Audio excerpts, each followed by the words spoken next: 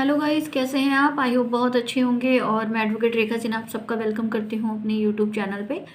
तो हम लोग जो पढ़ रहे थे वो हम हिंदू दत्तक तथा भरण पोषण अधिनियम 1956 पढ़ रहे थे, यानी कि Hindu adoption and maintenance act 1956। तो अब तक हम सेक्शन 23 ऑलरेडी पढ़ चुके हैं और आज जो हम पढ़ेंगे वो सेक्शन 24 पढ़ेंगे। तो देखिए, सेक्शन 24 हमारा क्या कहता है, पहले हम देख लेते हैं उसको।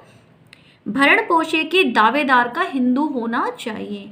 देखिए, ये एक्ट बहुत टाइम से हम लोग जब से पढ़ रहे हैं इसको, हमने जगह जगह इस चीज़ को पढ़ा कि भाई जो भी मेंटेनेंस ले रहा हो, जो भी इस एक्ट के तहत क्लेम कर रहा हो, उसका हिंदू होना ज़रूरी है। ठीक है, चाहे वो परिवर्तन से हुआ हो या वो धर्म से है या वो अपने आप को हिंदू मान रहा है, मतलब कुल मिला के वो हिंदू होना चाहिए। अगर वो हिंदू नहीं है तो वो किसी भी हिंदू लॉ के तहत जितने भी अधिनियम यानी कि जो एक्ट आते हैं उसके तहत किसी भी क्लेम यानी कि कोई भी जो भी उसको प्रेयर है या जो वो रिलीफ चाहता है वो नहीं ले सकता। जैसे कि चाहे मेंटेनेंस हो या डाइवोर्स हो, ठीक है जी, या मैरिज हो, इन चीज़ों का कोई भी प्रोविज़न उस पर अप्लाई नहीं होगा, कोई भी उस पर लॉ ये लागू नहीं होगा। और ना ही वो इसके तहत कोई भी अपना कह सकते हैं कि कोई भी बेनिफिट नहीं पा सकता, क्योंकि वो हिंदू नहीं है। अगर वो हिंदू है तो ये एक्ट उसकी मदद करेगा, और अगर वो हिंदू नहीं है तो ये एक्ट उसकी मदद नहीं करेगा। ठीक है, तो इसी बात को आपको समझा रहा है सेक्शन 24। कहता है कि भरण पोषण के दावेदार का हिंदू होना चाहिए, यानी कि जो मेंटेनेंस मांग रहा है, जो ये चाहता है कि उसको भरण पोषण मिले, यानी उसका जो खर्चा है वो मिले, तो उसका हिंदू होना ज़रूरी है। अगर वो हिंदू नहीं होगा तो वो इस एक्ट के तहत, किस एक्ट के तहत, यानी हिंदू दत्तक तथा भरण पोषण अधिनियम 1956 के तहत खर्चा नहीं ले पाएगा। ठीक है, तो देखिए इसको मैं एक्ट से पढ़ देती हूँ एक बार। कोई भी व्यक्ति यदि वह किसी अन्य धर्म में सब परिवर्तन होने के कारण, देखिए सब परिवर्तन होने के कारण यानी कि वो किसी दूसरे धर्म में चला गया है, हिंदू ना रह गया हो, यानी कि दूसरे धर्म में जाने के बाद अब वो हिंदू नहीं रह गया। जैसे फॉर एग्जांपल ए है, उसने क्या करा, उसने अपना धर्म बदल लिया, वो अब हिंदू नहीं रहा, वो मुस्लिम हो गया। ठीक है, तो वो रह गया हो तो वह इस अध्याय के अधीन, कौन सा अध्याय, जो कि हमारा चैप्टर चल रहा था, देखिए अध्याय यानी कि चैप्टर, जो कि हमारा चैप्टर ये चल रहा था, ठीक है, जिसमें हम अब तक मेंटेनेंस को लेकर पढ़ रहे थे, जो कि हमारा चैप्टर शुरू हुआ था सेक्शन 18 से। ठीक है, जिसमें सिर्फ चैप्टर 3 है ये, और अध्याय 3 है, जिसके अंदर सेक्शन स्टार्ट जो हुआ था वो मेंटेनेंस से लेकर रिलेटेड स्टार्ट हुआ था। ठीक है जी, और मेंटेनेंस ही चल रहा था, 18 से स्टार्ट हुआ था सेक्शन। तो वही बात ये कहना चाह रहा है कि भाई अगर वो हिंदू नहीं रह जाता, धर्म बदल लेता है अपना, तो वो मेंटेनेंस नहीं ले सकता। ठीक है जी, किस अध्याय, चैप्टर 3, ठीक है, और किस सेक्शन के तहत, तो सेक्शन 24 ये बता रहा है कि भाई वो मेंटेनेंस नहीं ले पाएगा, हकदारी नहीं होगा, यानी उसको राइट ही नहीं है। ठीक है, तो बहुत छोटा सा है ये सेक्शन, इसमें सीधी सी बात कही गई है कि भरण पोषण के दावेदार का हिंदू होना ज़रूरी है। ठीक है, तो आई होप आपको ये सेक्शन 24 समझ में आ गया होगा। और देखिए बहुत छोटा है, इसलिए मैं सेक्शन 25 भी इसके साथ ही कर देती हूँ क्लियर।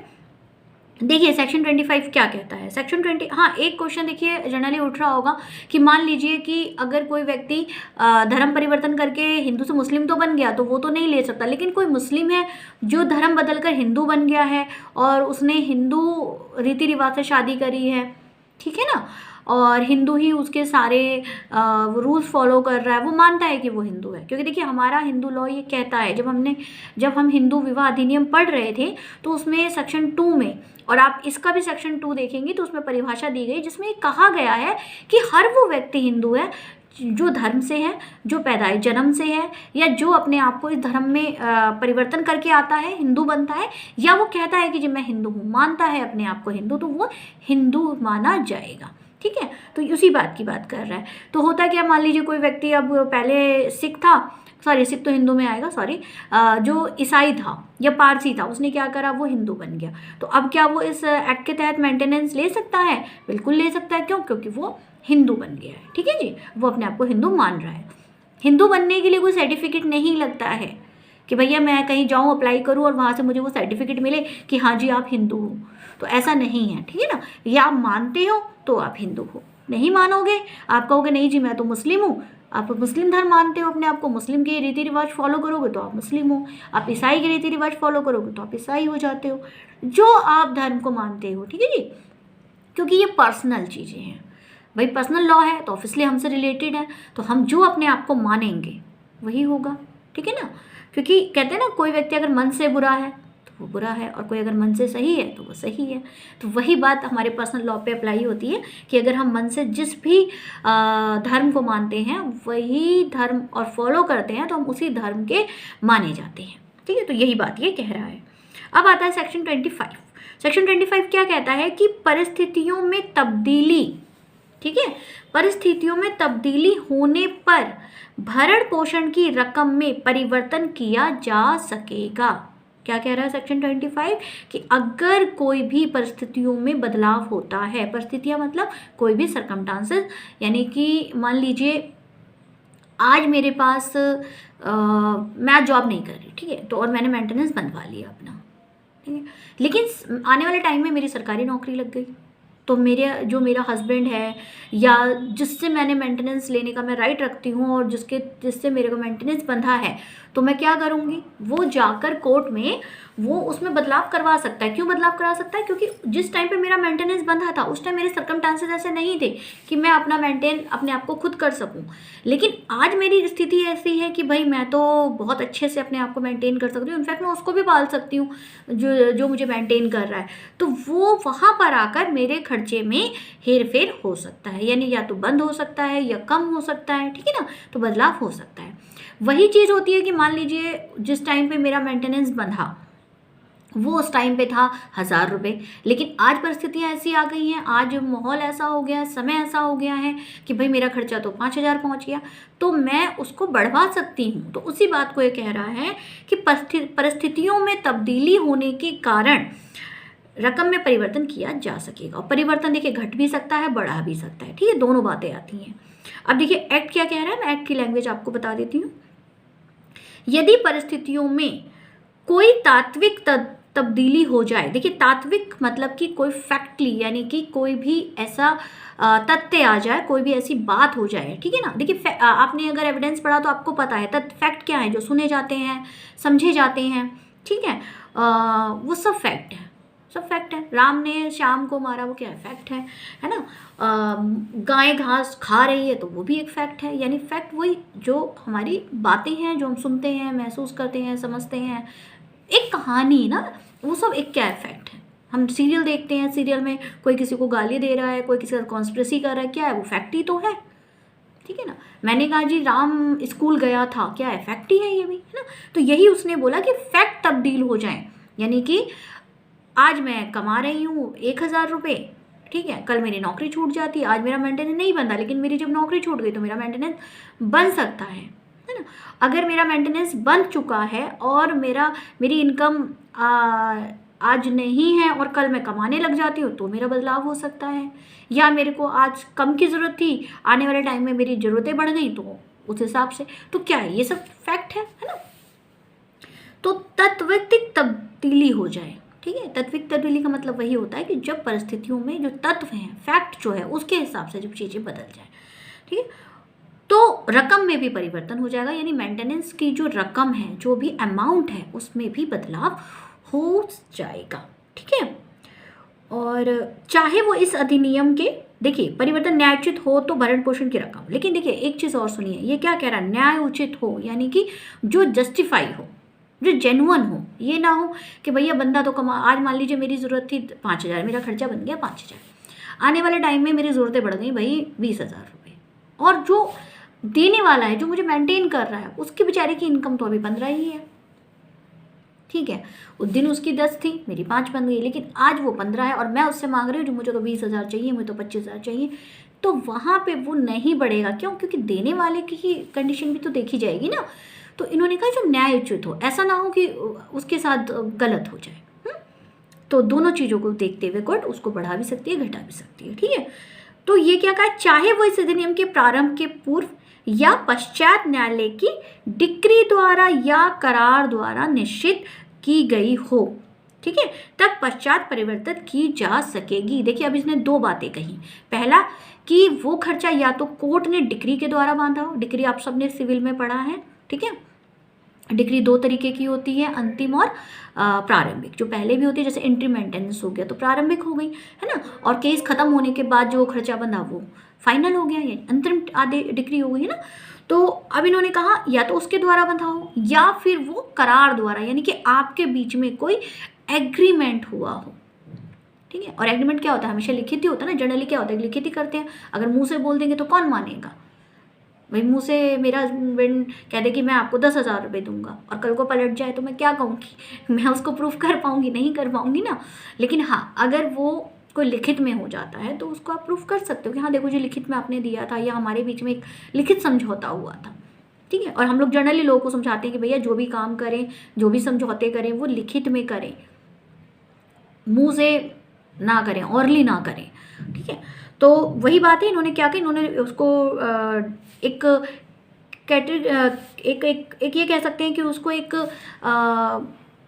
स्पेसिफिक बोल दिया है कि भाई वो डिक्री द्वारा हुआ हो या फिर वो एग्रीमेंट के द्वारा तय किया गया हो, तब पश्चात परिवर्तन की जाएगी। यानी कि ये दो पे, अब मान लीजिए ऑरली अगर कोई जाकर बोल देता है जी ऐसे ऐसे मेरे पति ने कहा था कि 10 देगा, आज मुझे 10 नहीं दे रहा है, या मुझे 8 दे रहा है, या मेरा 11 कर दो, तो वो नहीं हो सकता। क्यों नहीं हो सकता?